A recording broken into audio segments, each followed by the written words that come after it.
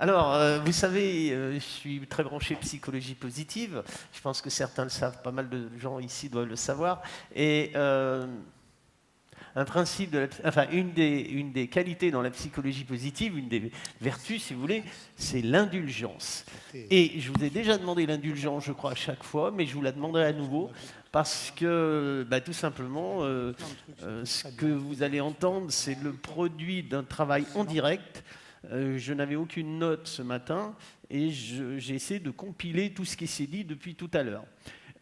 Voilà, ce qui fait, et je m'en excuse auprès de certaines personnes, que je revois aujourd'hui, que j'ai été très peu présent auprès des uns et des autres, des unes et des uns et des autres, mais je pense que vous pouvez le comprendre. Bien, j'ai fini ma petite parenthèse.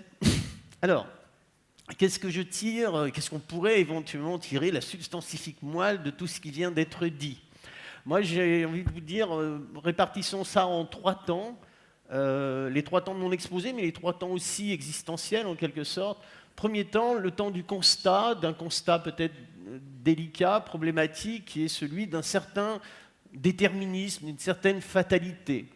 Mais je pense que à la fois Jean-Michel, tout le monde ici, aussi bien dans les organisateurs que vous qui êtes présents, on n'est pas venu entendre seulement parler de fatalité, évidemment. Et donc, deuxième temps, le processus qui nous permet de sortir de ces déterminismes, qui nous permet de franchir, de dépasser les barrières. Et troisième temps, eh bien, une fois que c'est fait, quels sont les impacts que ça provoque, et tout cela à la fois pour l'individu et pour la société. Alors, premier temps, déterminisme, fatalité, et c'est cette idée qui a été soulevée par plusieurs personnes d'être enfermés dans des frontières qui nous sont assignées par d'autres personnes, par la stigmatisation sociale ou par nos propres limitations.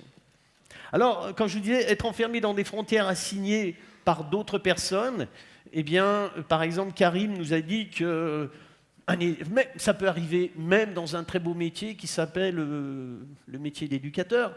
Et je me souviens que tu disais, un éducateur t'a dit un jour, toi, tu seras en prison avant 19 ans. Vous savez, c'est problématique, ces fameuses prophéties autoréalisatrices. Le simple fait de les dire, parfois les provoque. Mais on peut être enfermé donc, dans des frontières par la stigmatisation sociale. Laurent, au début, nous parlait d'un jeune qui disait à un autre « Attention, attention, si tu tombes dans l'insertion, t'es foutu ». Vous voyez, c'est une sorte de... Voilà, c'est le système qui fait ça. Karim qui posait cette question, l'action d'un jour détermine-t-elle le destin d'une personne pour toujours? Et Marie qui disait qu'en parlant de certaines personnes, qui considéraient que des jeunes ne sont tous que des bons à rien. Voilà. Et je retiens aussi de Riyad quelque chose, par exemple, même avec la bienveillance, quand des éducateurs lui ont dit lui faisaient comprendre qu'il valait mieux pas essayer parce qu'il risquait d'échouer. Et parfois, on apprend par l'échec. Et évidemment, je comprends que quand on accompagne une personne, c'est jamais facile de constater qu'elle peut échouer. Mais d'ailleurs aussi concernant Riyad, quelque chose que j'ai trouvé très très humble et d'une grande honnêteté, eh bien, c'est ce qu'il nous a dit lorsqu'il a parlé de ces jeunes qui faisaient du tir à l'arc et qui avaient un handicap mental, et alors que lui a souffert, et plusieurs, de stigmatisation, eh bien finalement il reproduisait d'une certaine manière cette stigmatisation, ce regard un peu a priori sur les gens, et donc ça montre que aucune d'entre nous n'est totalement libre de ces risques de déterminisme, de regard déterminant et de stigmatisation. Mais aussi, ce qui a été soulevé par plusieurs, eh bien, c'est les frontières par les limitations que nous donnons à nous-mêmes. Je cite encore Riyad qui vient de dire que la première frontière à faire sauter, c'est celle qui est dans nos têtes. Mais également, Karim, à un moment, j'ai fait la seule chose que je savais faire, c'était voler.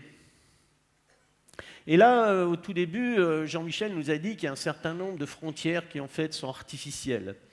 La frontière entre la théorie et la pratique, la frontière entre les conceptuels et les besogneux, entre le déterminisme et la liberté. Et Frédéric nous a dit qu'il y a aussi une frontière artificielle, selon lui, entre l'entreprise et le social.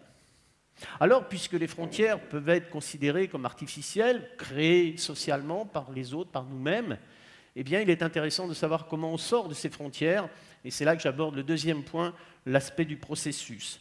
Et l'aspect du processus, j'aborderai des points qui sont de l'ordre du personnel ou de l'interpersonnel.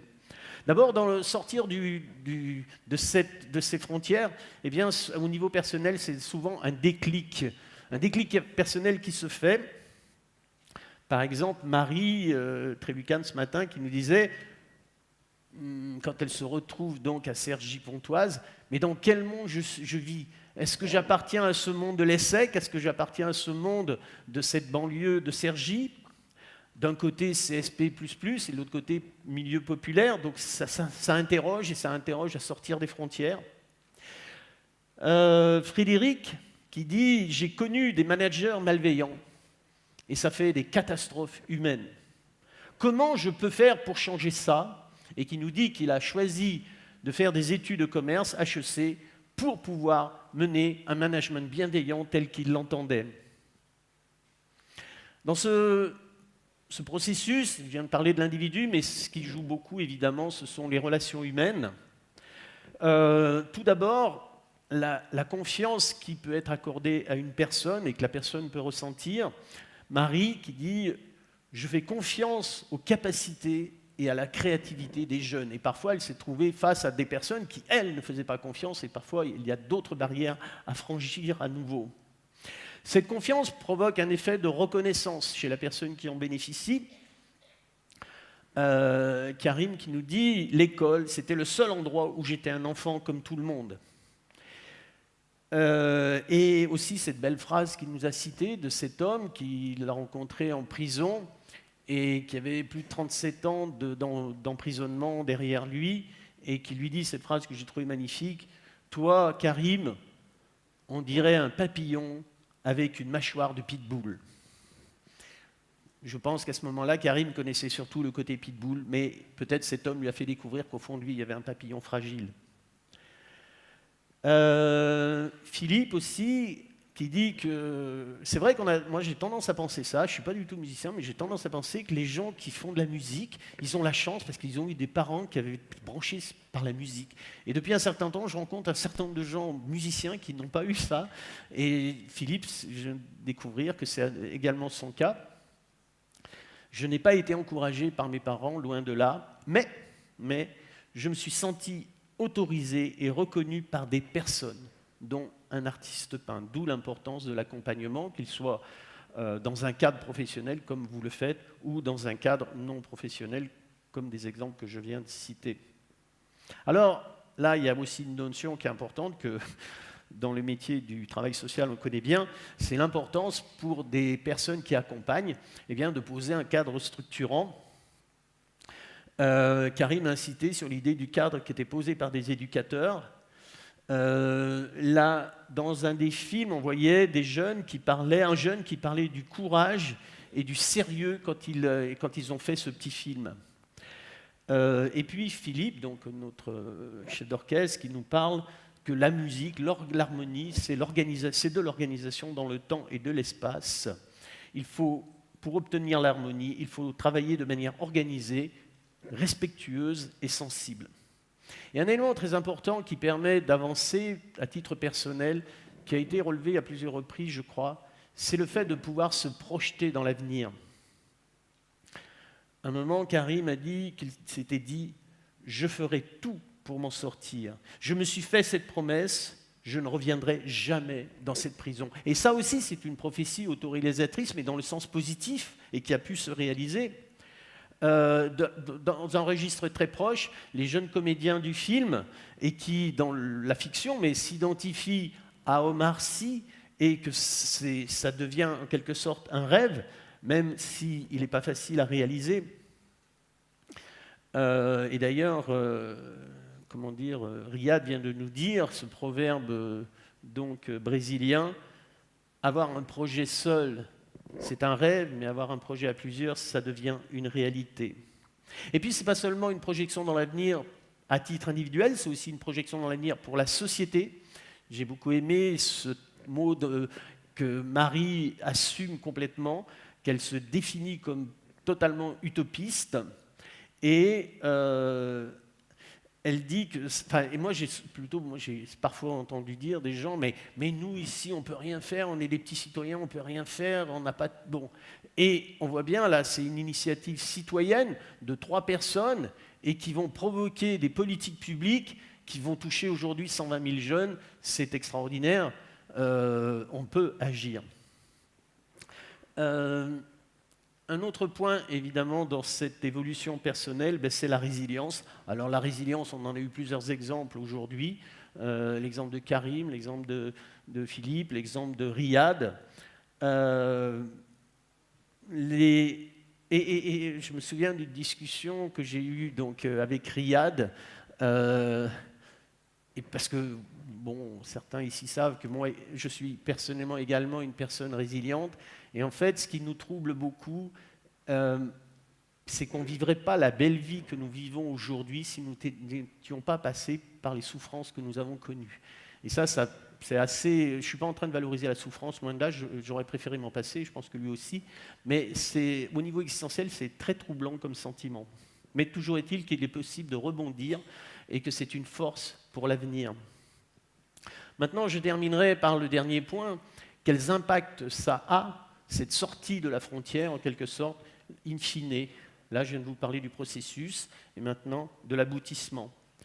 Tout d'abord, au niveau personnel, eh bien, on se rend compte que ça crée une nouvelle identité personnelle. Par exemple, Marie disait que des jeunes qu'elle avait suivis dans le service civique, eh bien, ils se sentent français pour la première fois de la vie, alors qu'ils l'étaient sur les papiers. Karim avait cette magnifique expression « Avant, j'avais des griffes et des crocs. Maintenant, j'ai mon cœur et mes mots. » Donc on voit bien une transformation de l'identité de la personne. Et puis, ce n'est pas seulement ça, mais c'est aussi un épanouissement.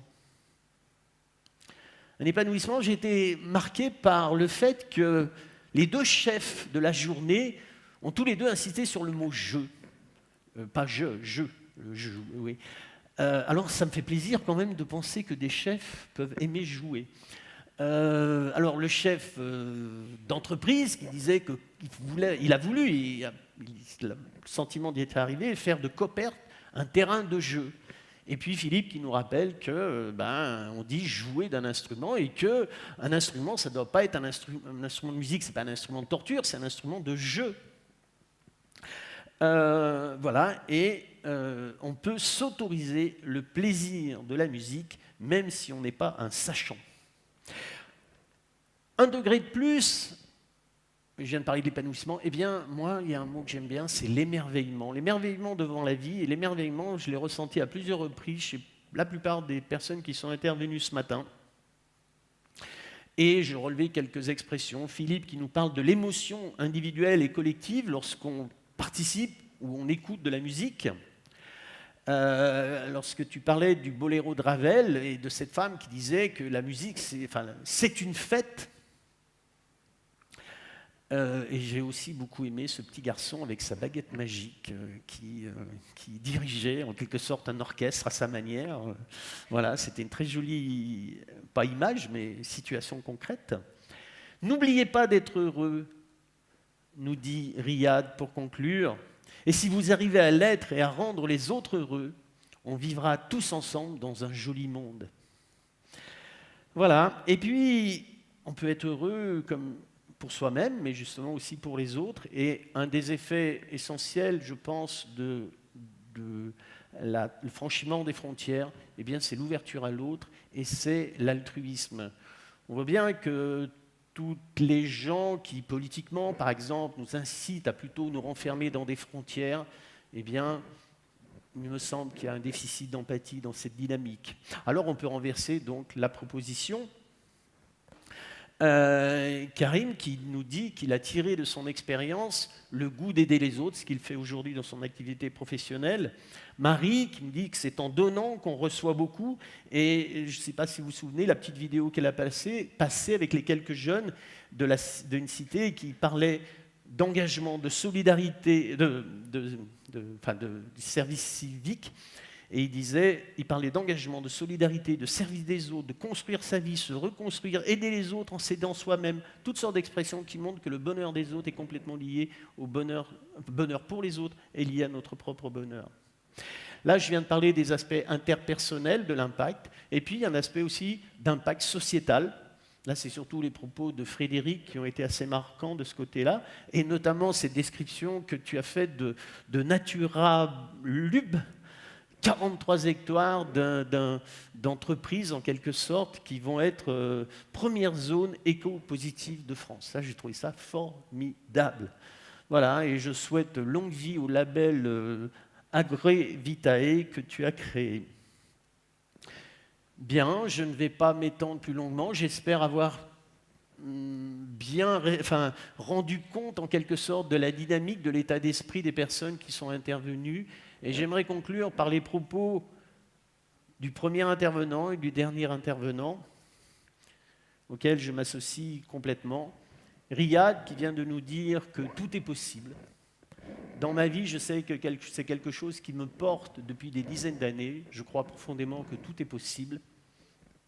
Et que dans ce tout est possible, eh bien, je reprendrai là la phrase de Jean-Michel, quand il parle d'Antonio Machado, le chemin se trace en marchant, et tout est possible, comme il nous a souhaité en début de journée une belle randonnée pour toute cette journée. Eh bien, dans cette dynamique de tout est possible, moi j'ai envie de vous souhaiter une belle randonnée pour les années qui sont devant vous. Merci beaucoup.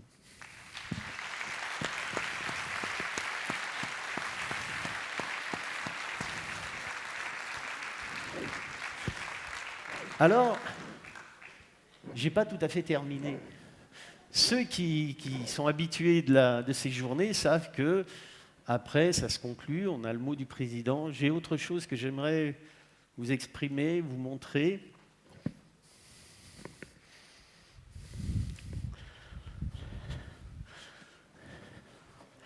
Ça va, ça va.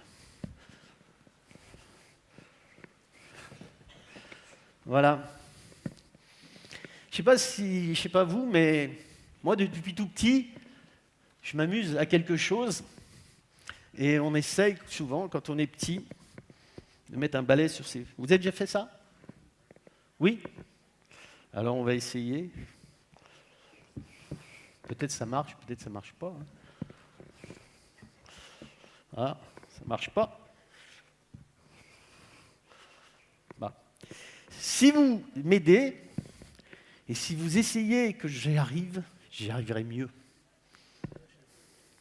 On va essayer. Vous m'aidez? Sûr? Alors je pense que ça va mieux marcher.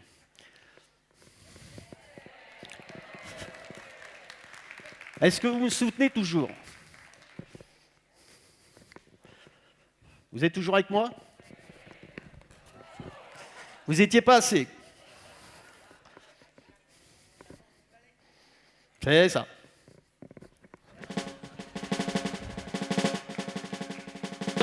Alors là, il faut m'aider.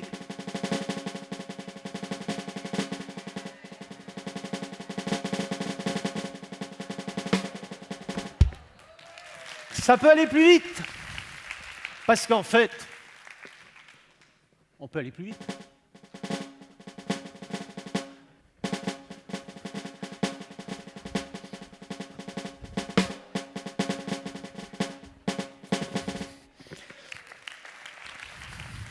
Alors, avec le temps, on peut essayer de compliquer la chose. En fait, on peut prendre ce qu'on veut.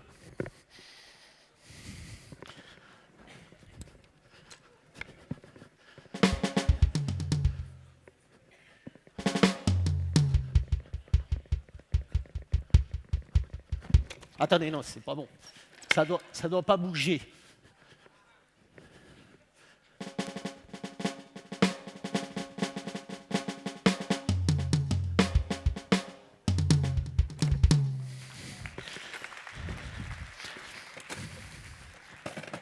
On peut compliquer? Oui?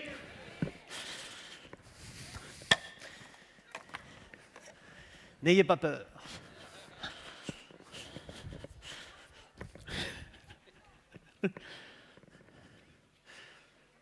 Oui ou non? Essaye. Ah, c'est les battements du cœur, là. Le problème, c'est qu'il faut pas que j'ai les lumières dans les yeux, sinon ça marche pas.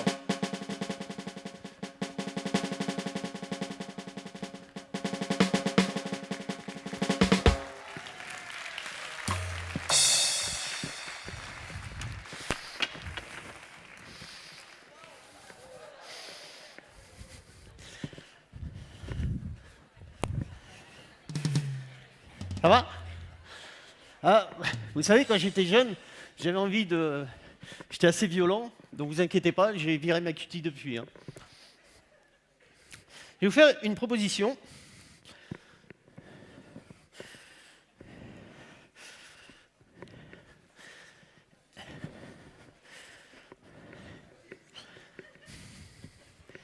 Est-ce que je peux le faire? Est-ce que je peux le faire? Est-ce que vous voulez que je le fasse? Bon, alors je vais vous dire tout de suite. Moi, on m'a dit, tu sais, la DSEA, ils sont sympas, ils sont gentils, ils sont empathiques. Mon œil. Il y en a un ou deux qui ont dit non, là. Hein. En fait, vous êtes un peu sadique, quoi. Mais ce qu'il y a, c'est que moi, je ne suis pas maso. Donc, on n'aura pas un spectacle sado-maso sur la scène. Donc, j'ai de la ressource. Ah ah. On va essayer de voir si ça marche.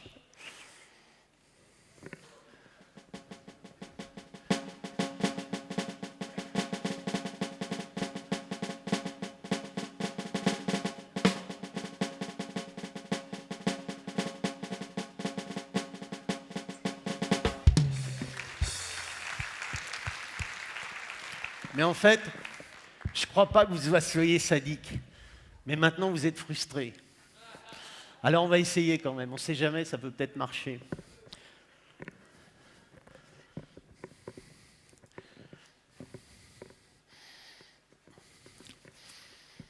C'est comme les magiciens, vous savez. Mais c'est pas pour montrer que j'ai rien, c'est pour être plus à l'aise.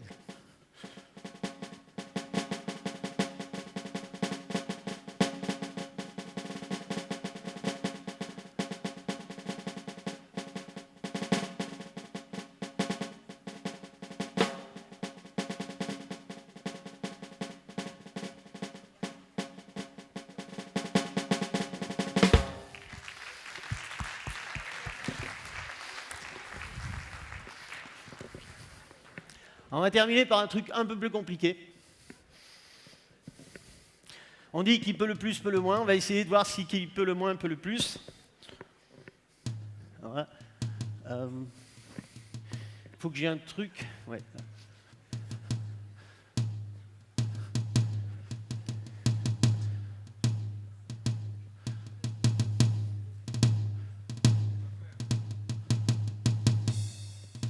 Ah.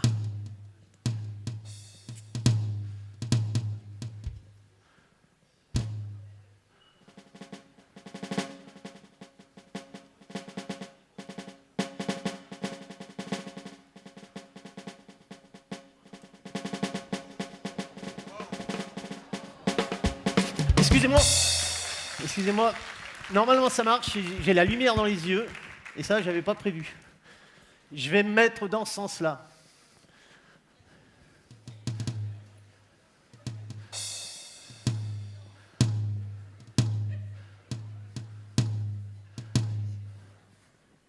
Voilà, c'est bon.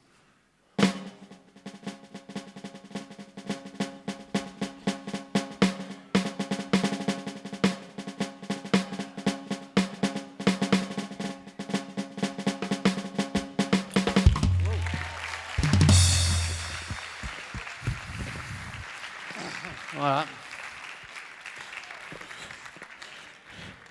Bon, Jacques, je suis très surpris. Dis-moi, dis-moi, qui t'a appris à faire ça? Ah, vous savez, ça fait 10 ans que grâce À Jean-Michel et à Cosette, nous jonglons avec l'improbable et avec l'inattendu. Merci beaucoup. Merci Jacques.